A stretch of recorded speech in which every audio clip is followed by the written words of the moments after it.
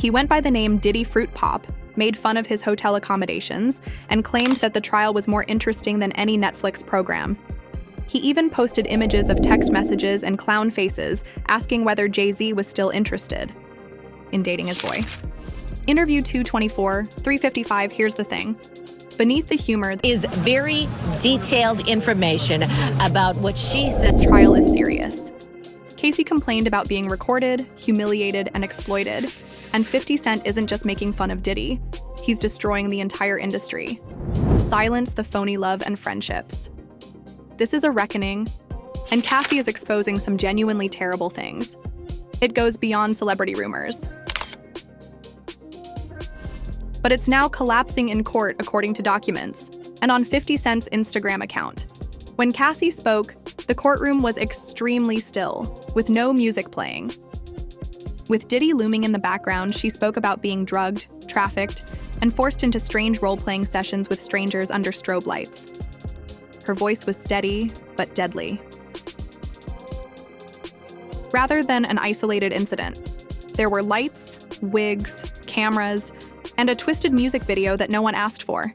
And 50 was tweeting every couple hours while eating popcorn on his phone, as though it were a live athletic event. He asked why Jay-Z was still with him and then made fun of other celebrities who were still with him, but the jokes weren't limited to the 50. Quiet. He wrote, "Y'all knew what was going on, but you didn't care until the receipts came in." Rumor has it that Jay-Z participates in Diddy's operation. The most primitive aspect, Diddy hasn't responded once, posted, or whispered. Instead, he's just sitting in court with his arms crossed while the world cheers him on and 50 takes the lead. It seems like a new layer is revealed every day. Although Cassie's remarks shook the courtroom, 50 made sure the world heard them clearly, since 50 is saying, "No, you're done, Fruit Pop, and everyone is watching you burn," while Diddy's side is trying to portray everything as convoluted relationships. He had a whole checklist, including French-tipped nails, waxed wigs, and masks. Other times, she wore leather and stripper heels. So as you know, the Diddy trial started today, and Cassie hit the stage, and 50 Cent could not control himself. Now, you know 50 Cent and Diddy have been enemies for the longest, and 50 Cent finds every reason to poke at Diddy. But today, he got so much ammo, it don't make no sense. So, 50 Cent just posted a picture of Sean Diddy Combs' jewelry selection. It's a bunch of hymns.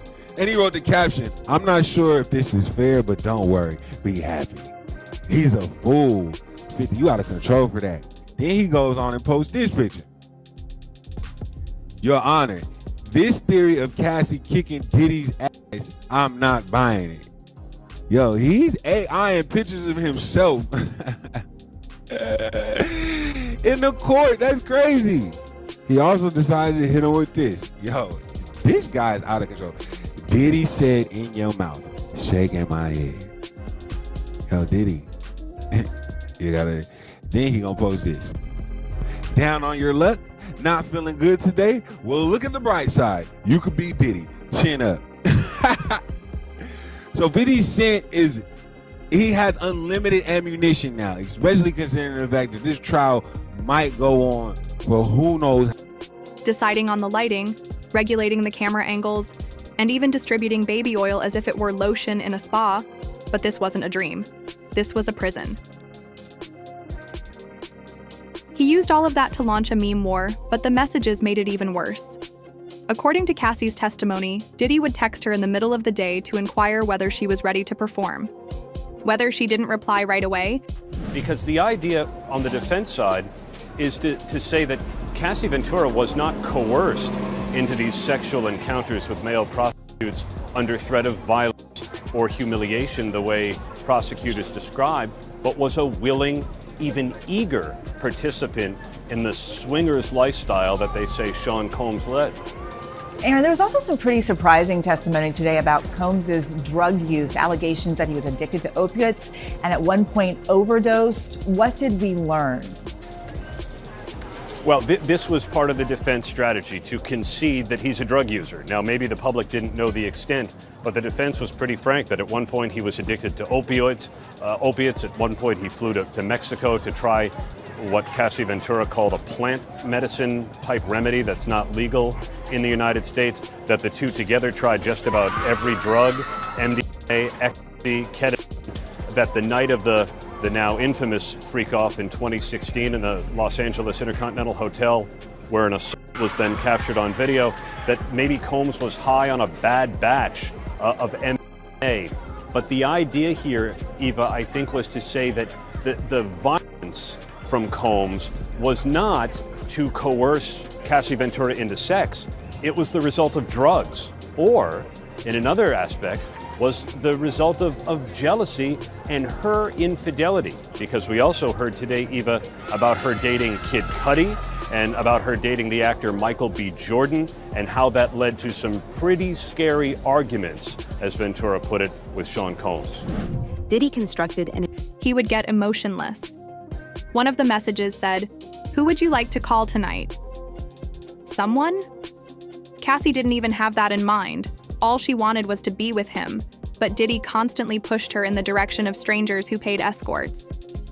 A few months back, 50 Cent made some jabs at Diddy, suggesting that Diddy and Jay-Z required narcotics to experience female intimacy. Inside the courtroom, the prosecution's star witness taking the stand, but it was more than that. It was how Cassie took that stand. You could hear a pin drop when those doors opened, and a visibly pregnant Cassie Ventura walking past a man she had not seen in 6.5 years. A man she says violently abused her for a decade. A man the prosecution said trafficked her. Well, she sat across from him, placed her overcoat behind her, turning her body slightly toward the jury, rubbing her pregnant belly throughout her testimony. Diddy, well, he was more fidgety than he was the day before.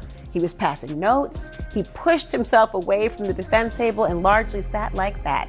They never seemed to make eye contact with one another, not even after she was crying about having loved him once and planning and participating in these freak-off sex parties because she feared him and she wanted to make him happy, but feeling worthless, feeling disgusting because she didn't want to do it.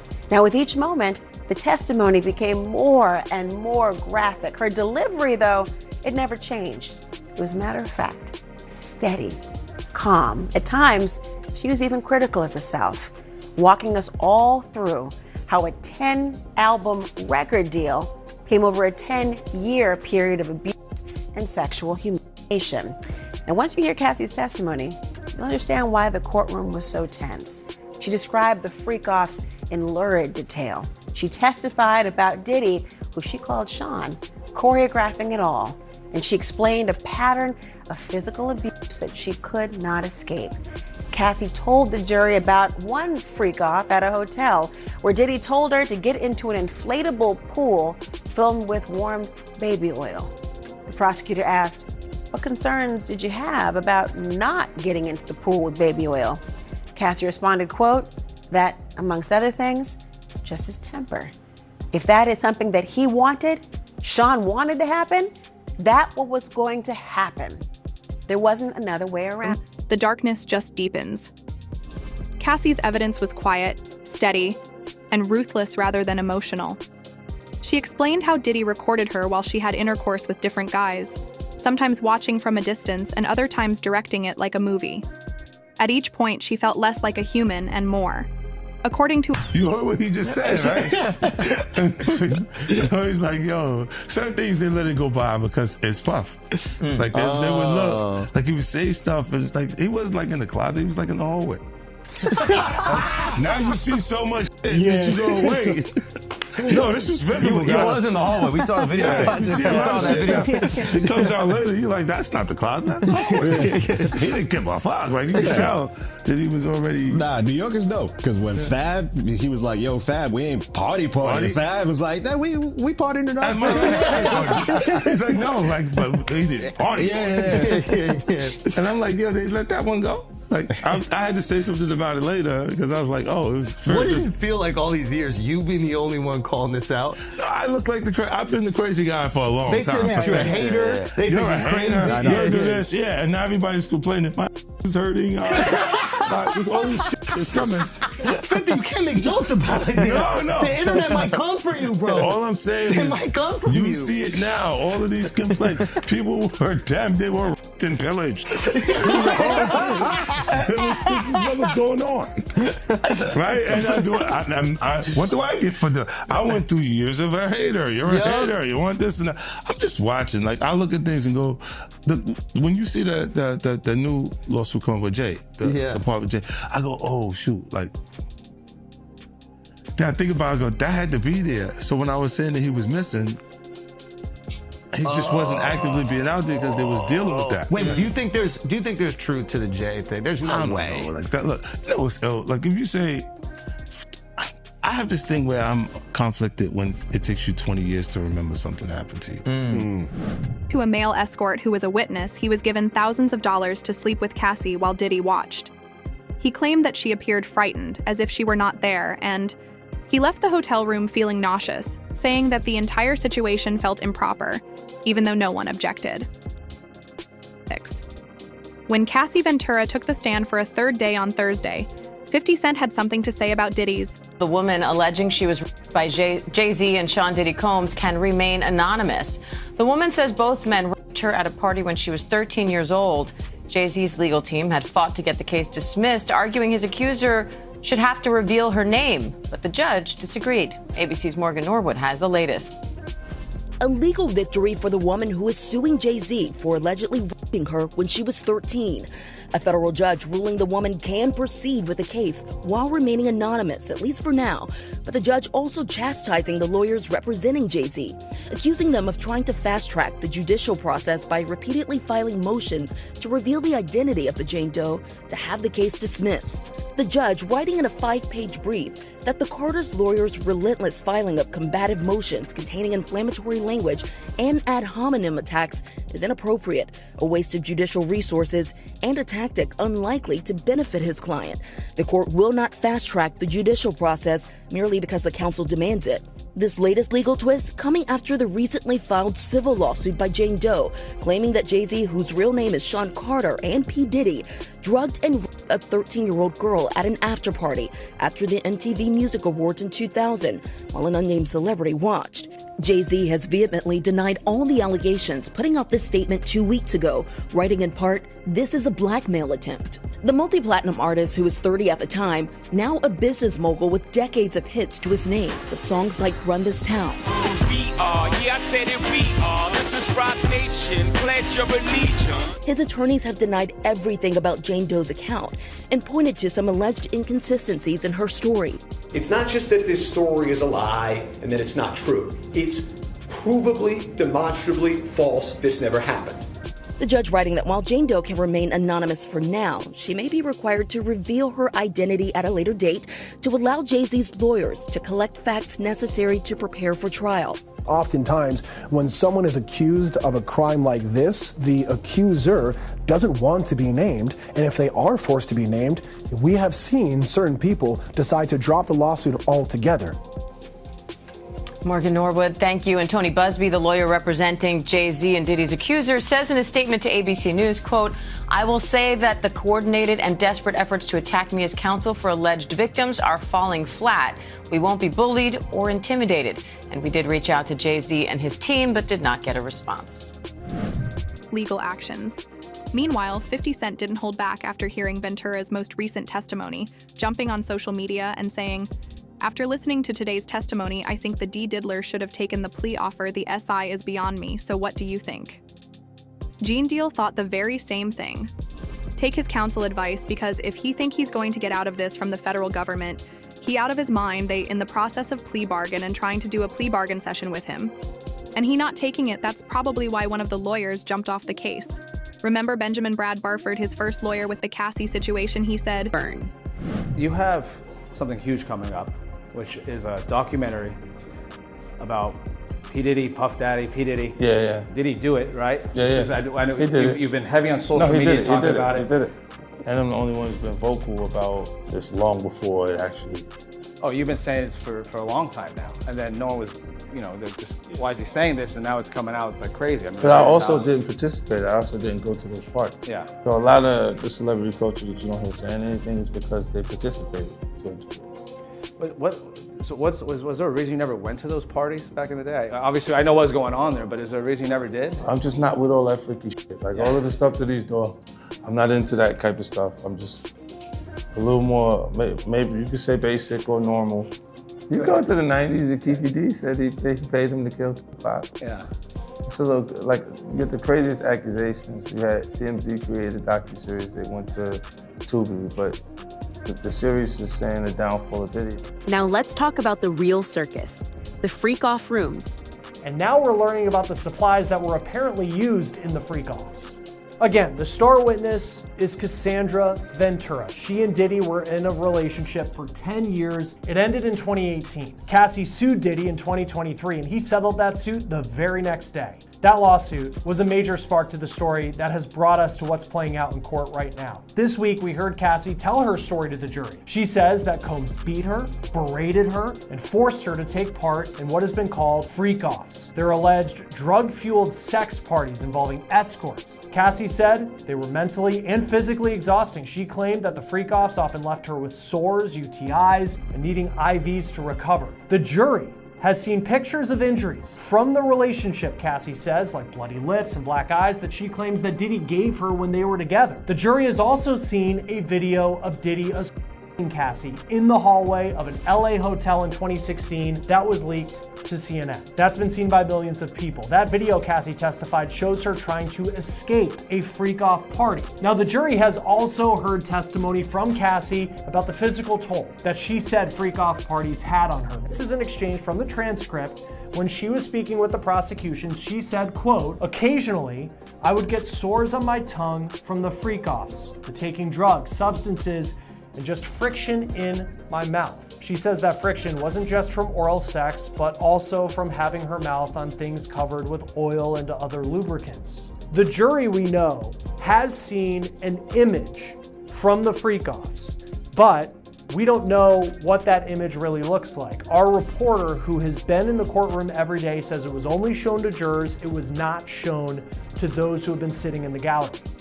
The defense, in its cross-examination, has been having Cassie read dozens of text messages that she and Combs sent to each other during their relationship. Messages like this one, trying to show that she was a willing participant in the freak-offs. Combs asks, quote, "When do you want to freak off, LOL?" And then Cassie replies, "LOL, I am just going up to change and put my ring in. I just picked it up. I'm always ready to freak off, LOL, LOL." The defense is trying to paint Combs and Ventura's relationship as one that was far more loving and consensual than Cassie's testimony presented thus far, and also prove that she wasn't forced to be part of the freak-offs, but she was a willing participant, and beyond that, she often organized them, they say. That she was the one who contacted the escorts often and put these things together. Give her a $10 million and make this disappear, my brother. He ends up giving her $30 million, but he's not following the lawyer's advice 90% of the time. They probably got him a good plea deal, so listen to me. We can give you 15 years, 10 or 15 years, and you do that. When you come out, you only have to do like 12 or 13 come off to a halfway house, so you still have some time to live as a free man. However, yeah, and that's, of course, makes things much more complicated because usually you try to, in the best case circumstances, you want to keep your personal life and your professional life separate. But here's an instance where it's one and the same. And so now you've got the cycle of violence where you have a violent incident. Then I would assume, because that's usually how it goes, the perpetrator, Diddy in this case, would be like, "I'm so sorry, I didn't mean to do it. Oh my gosh, the flowers, the jewelry, all the other things. I really love you. This is never going to happen again." And of course, the survivor, because they are in love with the person, continues in the relationship.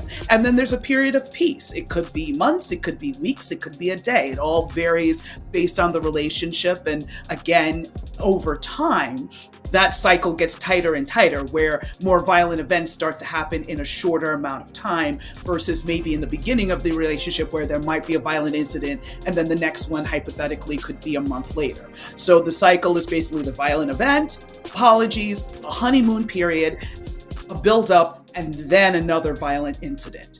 And so she's been testifying about how he's brutalized her, but then again, you see them out on the red carpet, you see, her with jewelry and cars and all of these things, which is basically kind of like blood contributions, right? Because he's trying to get her to stay with him and obviously not report and not tell everybody his business. And again, a lot of this we saw in terms of the lawsuit, how quickly he settled, because he knew what was all going to come out, and he knew once the public started to hear about this was going to be very destructive for him. And of course, the law enforcement investigation really took it over the top. So I think this is going to be very much centered on the battered person's experience and having those experts really explain to the layperson how these types of relationships. If Diddy hadn't accepted the plea deal, does he believe he will prevail in this case?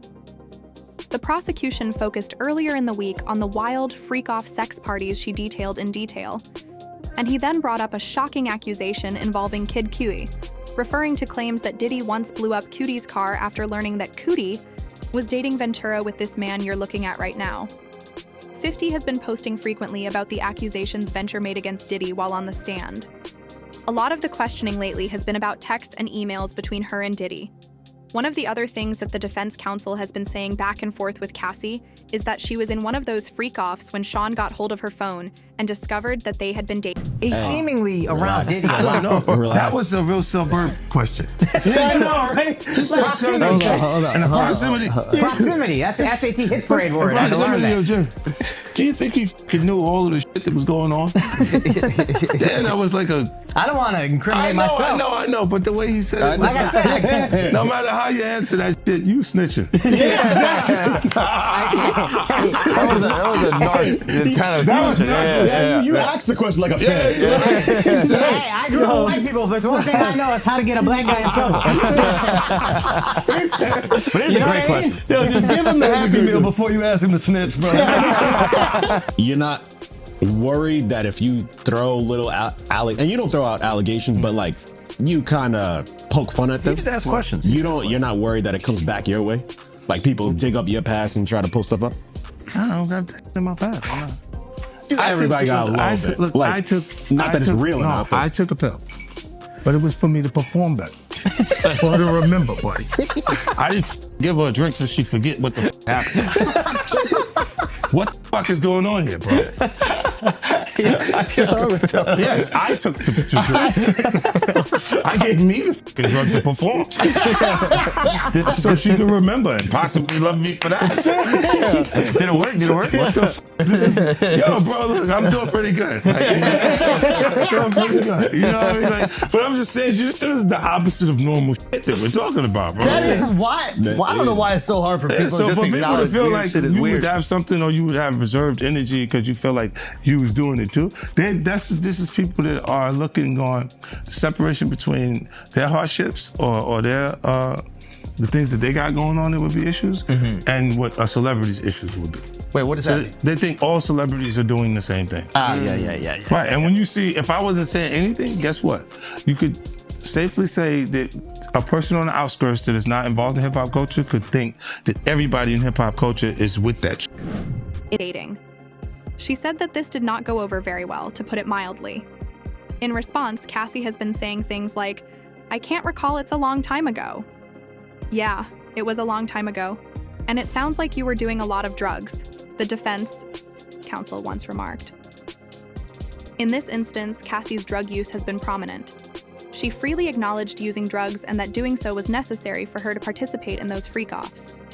She did testify that her friends were aware of the physical AB because they frequently saw it, and her parents and brother were also aware of it. Do you agree with 50 Cent?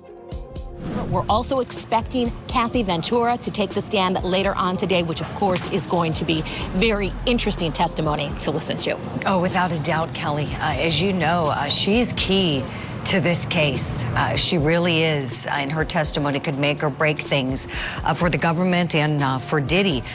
Tell me, just backing up for just a beat, you mentioned the witness on the stand currently, Daniel Phillip, the male escort. Starting things off yesterday, some really shocking pieces of information, as you know, came in, Kelly, about where he's detailing being asked to urinate on Cassie while Sean Combs was allegedly watching and masturbating. I'm curious if you noticed any reaction from the members of the jury when they were hearing a lot of that. So inside the courtroom there, everyone is being told they cannot have any outbursts or anything like that or any real reaction. So inside that courtroom, no. There also, Julie, is media overflow rooms. And inside those media overflow rooms, a lot of reaction. So the public is in there as well. The public is making a lot of reactions. You hear a lot of commentary when these details are coming out. Outbursts, the security is coming over and talking to a lot of the people, telling them that they have to keep it down. But other people inside the actual courtroom for the case where that's happening, no real reaction at all. But this testimony, as you mentioned, Julie, has been graphic in nature as he talked about, for instance, being asked to urinate onto Cassie, and he said she asked him to do that. He talked about Sean Diddy Combs being in the corner. And through it all, please let us know in the comments section. We can also display some full screens on the screen to give you a general idea of what some of the testimony has been like today.